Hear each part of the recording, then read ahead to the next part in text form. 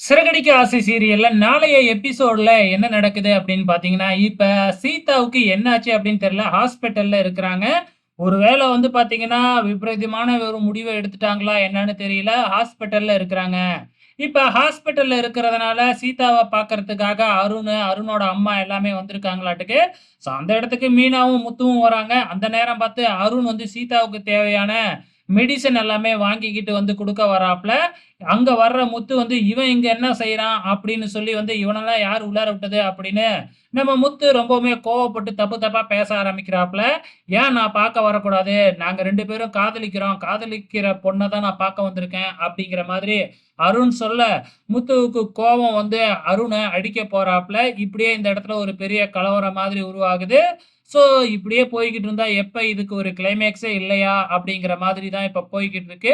ஏன்னா வந்து பார்த்தீங்கன்னா, முத்துவுக்கு எதிரா இப்ப நெகட்டிவ் கமெண்ட்ஸ் நெறைய வர ஆரம்பிக்குது. ஓகே ஃபிரெண்ட்ஸ், என்ன நடக்க போகுது அப்கமிங்ல அப்படிங்கிறதையும் பொறுத்திருந்து பார்க்கலாம்.